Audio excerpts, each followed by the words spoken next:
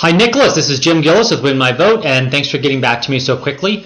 Sorry for not having my camera on. I'm not in the office right now, and the background here is not set up for it. But I wanted to give you a quick little demo of the site. I did look at your company, and you guys look like you'd be a perfect fit for our Phase 1 expansion, and that's going to be post-funding. So right now we're looking for funding, and if we can find funding, then I plan on having a small team here in the U.S. The development team that I have now, which I consider co-founders, there are 3 guys out of Krakow, Poland, and I had a couple of false starts a couple of years ago, and we ended up scrapping everything about a year and a half ago and building it from scratch again with these guys, and they're great, and can't say enough about them, and again, consider them, at this point, co-founders.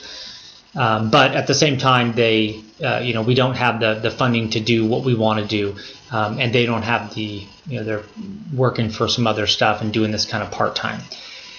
So I wanted to let you know that that we are actively looking, and again, your company would be a perfect fit. I plan on having a U.S. team, and then, having those guys go through, check the code, do stuff, and kind of manage the product. Win My Vote is sort of like online dating for political candidates and voters, and it's sort of like Travelocity for politics. I mean, I'm trying to use. I still don't know what it is. We haven't figured out what to how to describe it. Do we call it a universal, nonpartisan, online interactive voter guide? None of this stuff is sticky yet. I'm sure some journalist somewhere will throw out some word and that will become what this thing is.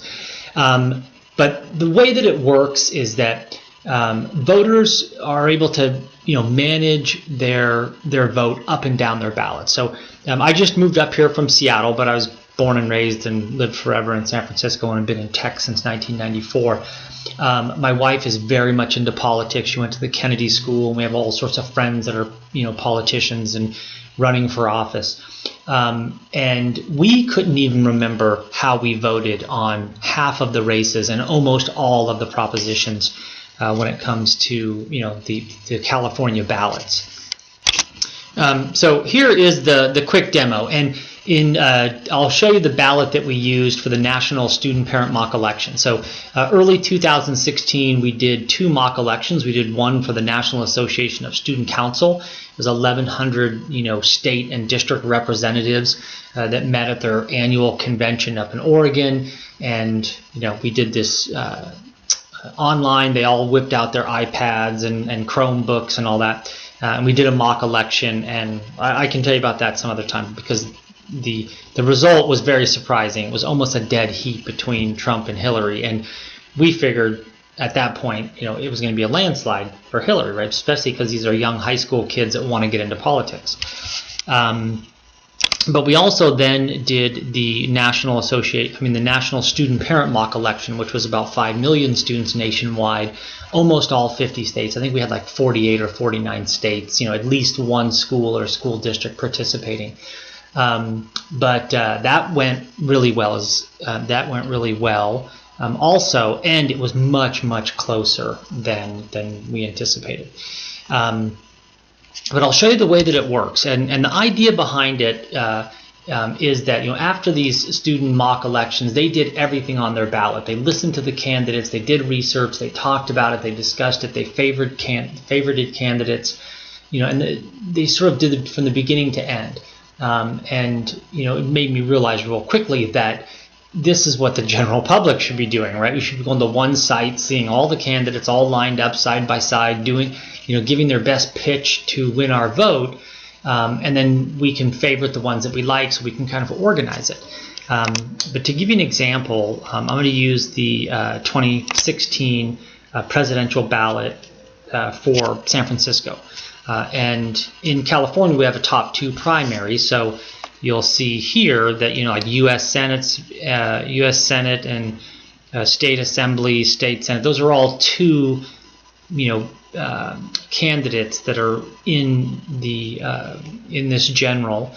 from the top 2 primary. Normally there'd be about 7 or 8 or 9 of them. And then when you get down to the Board of Supervisors and the school board, those were just, first time, one-time elections. You'll see a lot more candidates. But you can see here that there's plenty of races to kind of figure out, and see the different candidates. But the big thing in San Francisco, are the state propositions, which you can see here. There were 17 state propositions, and then the local measures. You can see here that there was, 25 measures. So trying to manage all this and trying to understand your propositions and the measures and all that stuff is crazy. So, that's where we see Win My Vote being the greatest value to the voter, is being able to click on a proposition, read the proposition, see the groups and organizations that are supporting it, those that are opposing it, and then, being able to click right through, on something like this. So Ethan Behrman is a local radio show host. And I follow him, and let's say if I really like him and feel that we're aligned, I can just click through and hear what he has to say. When does temporary mean temporary? Well, it doesn't here in California when it comes to money and taxes.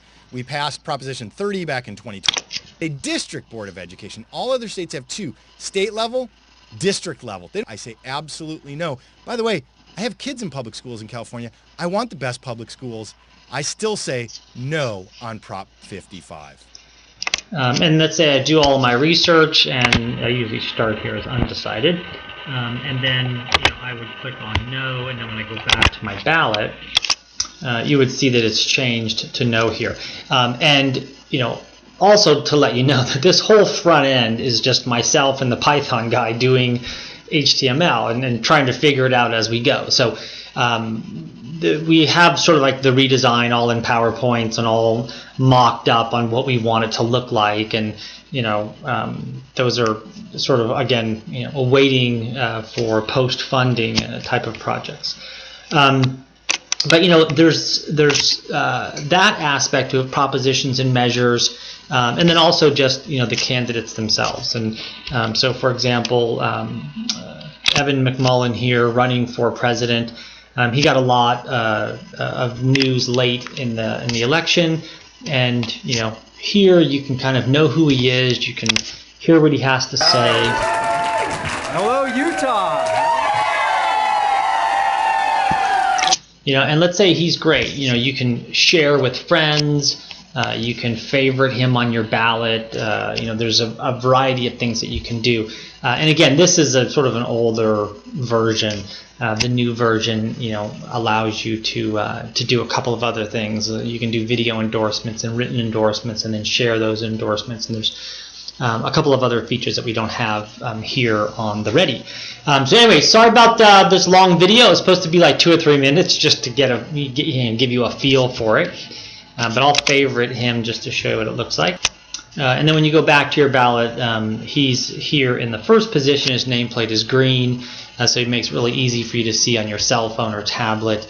And then you can move on, and you can move on to the U.S., the Senate race, Superior Court, so some of the lower races there. And then you can add this to any one of your online calendars and get reminders.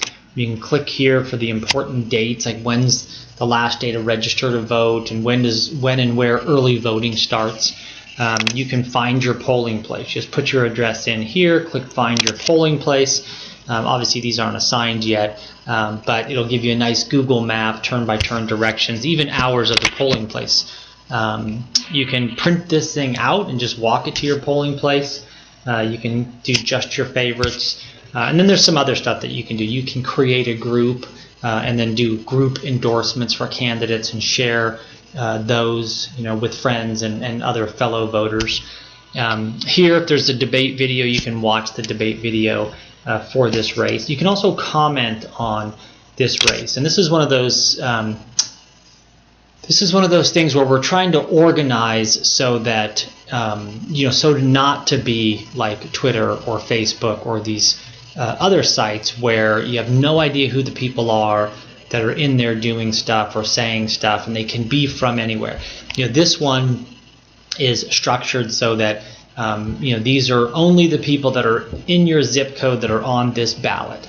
And then we have some ways of doing that. I mean, right now it's, again, with the limited amount of money that we have, we're not worried about the security stuff, because we will structure it so that if there is any problems, if we have any kind of bots or any of those types of things, that's a welcomed problem right now of having so many users that people are trying to game it. But the way, again, it's structured is that we don't have to worry about advertising. We don't have to worry about big, high volumes of users. And if that turns people off, then so be it. The business model is really clear and simple. It is candidates pay $100 per election. And with hundreds of thousands and even millions of candidates running each couple years, we figure that, and there's some other ideas that we have on doing some other stuff with trusted sources and groups, and then limited advertising on certain pages. We figured it'll take care of itself. But anyway, we'd love to talk with you about it if you're interested. Again, I can walk you through some stuff and let you know what we have in mind, and I'll definitely keep you guys in mind moving forward. So thanks a lot. Bye-bye.